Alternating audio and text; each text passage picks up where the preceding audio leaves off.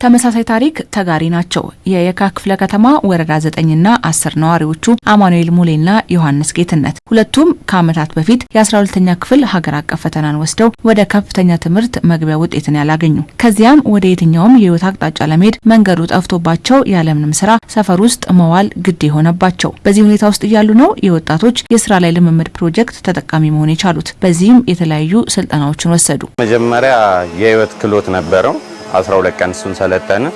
ከዛ በኋላ ለ6 ወር እዚህ በድርጅት ላይ ተመድበን አቶ ግርማ የሚባል ድርጅት ላይ ተመዘግበን እሱ ላይ እየሰለጠንን ከዛ መሀል ላይ ደግሞ አቻላቻ ውይይት እየተጠራን ስብሰባ በመሀል ላይ ይደረጋል። እሱን እየሄድን ከዛ ከ2 ወር ከምናም በኋላ የኮምፒውተር ስልጠና ነበር። እሱንም ወስደናል። በዓለም ባንክና በኢትዮጵያ መንግስት ትብብር ወጣቱን ተጠቃሚ ለማድረግ ያለመው የብቃት የወጣቶች የስራ ላይ ልምምድ እድሜያቸው ከ18 እስከ 25 ያሉ ወጣቶችን በማኒፋክቸሪንግና በጋርመንት እንዲሁም በሌሎችም መስኮች ስልጠና እንዲወስዱ ያደርጋል። በመቀጠልም ከግል ድርጅቶች ጋር በቅጥር ያስተሳስራል። ዮሐንስና አማኑኤልም የዚሁ አካል ሲሆኑ በተሰማሩበት የእንጨት ስራ ተጠቃሚ መሆን መቻላቸውን አጋርተውናል። ቲቪ ስታንድ፣ ጠረጴዛ፣ ሶፋ እና ኪችን ካቢኔቶች ምናምን የተለያዩ የእንጨት ስራዎችን ሰራል። ብዙ ቦታ ለመቀጠር ሄጄ ነበር እና አብዛኛው ሰው የሚፈልገው ሙያ ነው። በዛ ምክንያት ለመቀጠር አልቻልኩም ነበር። በዚህ መምጣቴ ያው ሙያውን አግኝቻለሁ። በበለጠ ደግሞ ያው ከቤት ከመቀመጥ አድኖኛል። ያው ስራ ገንዘብ እንዳገኝ አድርጎኛል ማለት ነው።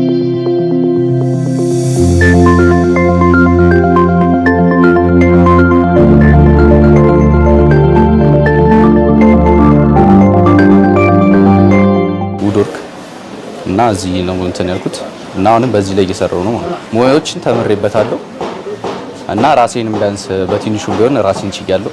ጊዜን በአግባቡ እየተጠቀምኩ ነው። ወጣቱ ትውልድ እድሉን ካገኘ መስራት እንደሚችል በማንሳትም የህይወት አቅጣጫን የሚቀይሩ መሰል አጋጣሚዎችን በአግባቡ መጠቀም ይገባል ምክራቸው ነው። እንደዚህ አይነት ኦፖርቹኒቲዎች ሲገኝ ማሳለፍ እንደሌለበት እና በተገኘው አጋጣሚ መጠቀም እንዳለበት ነው። ያው ይሄ ነገር ደግሞ ቢበረታታ አሪፍ ነው ላለው እንደኔ ቤት ውስጥ የተቀመጡ ብዙ ወጣቶች ስለሚኖሩ ለነሱ ጥሩ ነው ባይቆምና ይሄ ነገር ቢበረታታ። እንደዚህ አይነት እድሎች እየተፈጠሩ ሲመጡ ለወጣቱም ለሀገራችንም ይጠቅማል ማለት ነው። ወጣቶቹ የስራ ፍላጎትና ጉጉት እንዳላቸው የነገሩን በተመቻቸው እድል ለወጣቶቹ የስራ ቅጥርን የፈጸሙት ግርማ አለኸኝ ፕሮጀክቱ የወጣት ስራ አጥ ቁጥርን ከመቀነስ አንጻር ፋይዳው የጎላ ስለመሆኑ ያነሳሉ። ስራ አጥ በጣም ብዙ ወጣቶች አሉ። እነዚህ ስራ አጥ የሆኑ ወጣቶችን መንግስት በዚህ አይነት መልኩ ሲያሰለጥን ሲያመጣልንና እኛም ደግሞ ተቀብለን ሲሪየስ ሆነ እነዚህን ተማሪዎች ስላንሰለጥን አንድ አገራችንን አገዝን፣ ወጣቶችን ከስራ አጥነት ወደ ስራ ፈላጊነትና የራሳቸው ሞራል እንዲኖራቸው ነው አሁን እየተደረገ ያለው። እዚህ ሙያ ላይ ጠንክሬ ሰርቼ የራሴን ድርጅት ከፍቼ ትልቅ ደረጃ ለሀገሬም ለራሴም መጥቀም ፈልጋለሁ። የራሴ ድርጅት ኑሮኝ እኔም ለሌሎች የስራ እድል ፈጥሬ ማለት ፈልጋለሁ። ሀገር ከምትፈልገው የእድገት ደረጃ ትደርስ ዘንድ ወጣቱን በስራ ላይ ማሰማራት የግድ ነው የፕሮጀክቱ አስተባባሪ ሀሳብ ነው። ድህነትን እስካልቀነስን ድረስ ሀገራችን አትገለች ለማለት ነው።